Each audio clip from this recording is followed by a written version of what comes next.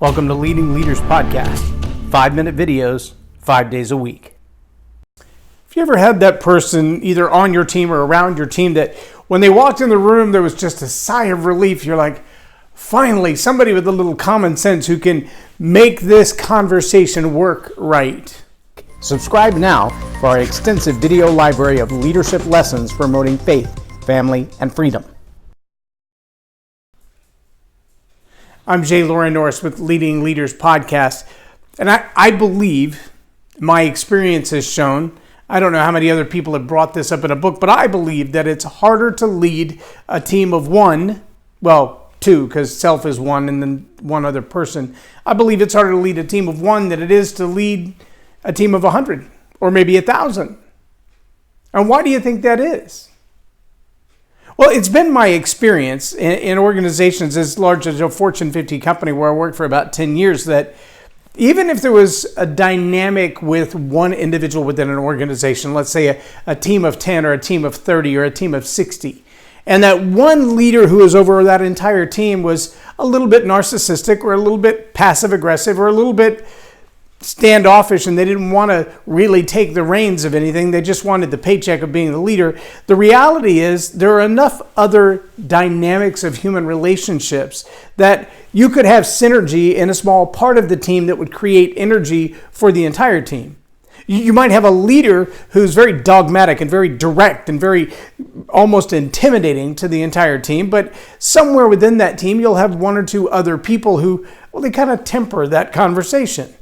They bring down the intensity a little bit. They help balance out the energy. They just have a peaceful personality. Now, in a smaller team, say 3 or 4 people, those dynamics play off of each other really, really fast.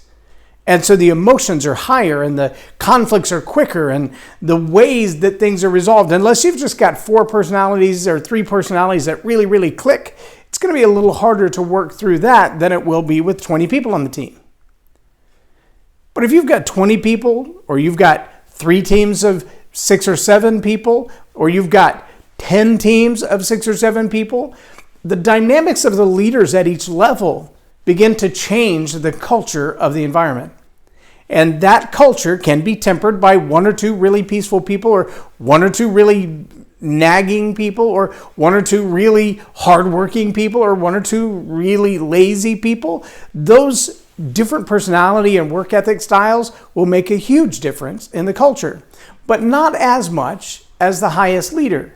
Now, here's the one real, for lack of a better term, caveat to larger organizational leadership. Within a larger organization, you will have more tempering. You will have more balance because you've got so many different players working together. And it doesn't really matter if these leaders are paid managers or paid supervisors, or if the whole organization is volunteer. The different levels of leaders, the different skill levels of the leaders, the different relational levels of the leaders are going to make a huge difference. And here's the caveat.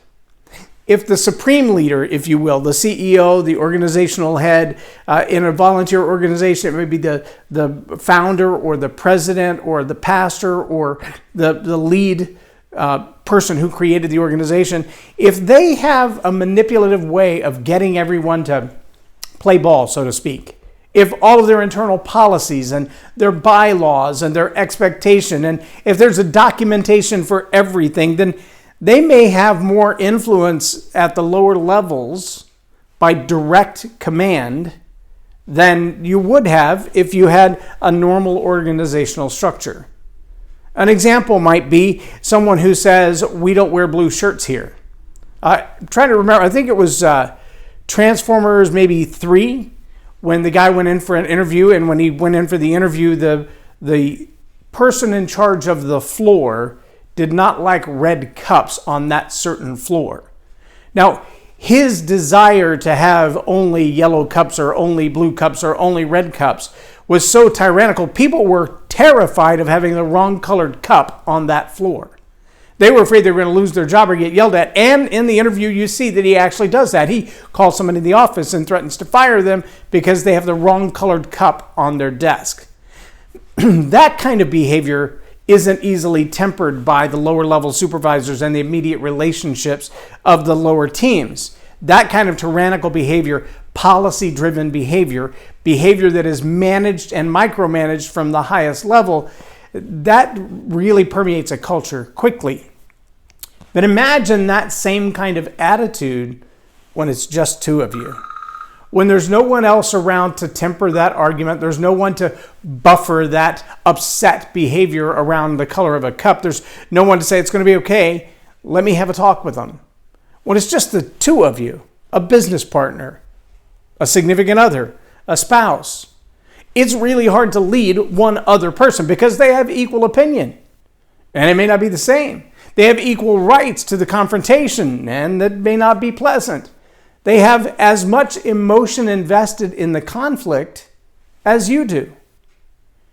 It's a lot harder to lead one person than it is to lead a team, because you've got to be more direct in your communication and more compassionate in your communication and more realistic. You've got to be willing to give and to sacrifice. Leading one takes a lot of self-sacrifice, because if you both only give half, you barely got one. There's no synergy there. You both have to be willing to sacrifice everything to match up so that your synergy together can go further.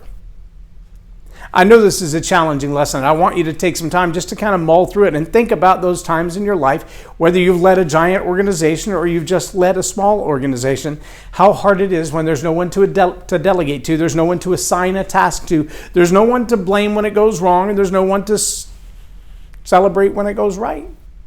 See, when you lead one or two, you equally share the spotlight and the curb. You can be kicked to the curb just as fast as anybody else.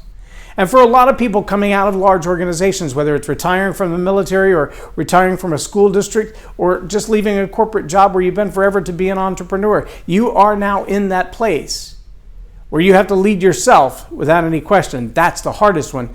And then next you have to lead maybe one or two people, staff or volunteers, and that's going to be a whole lot different than leading a large organization. I hope you're up for the challenge. But the main thing to focus on is be willing to be self-sacrificing and be willing to give to the other person as much as you request in reply. I'm Loren Norris with Leading Leaders Podcast for Tell It Like It Is TV. Have a blessed day.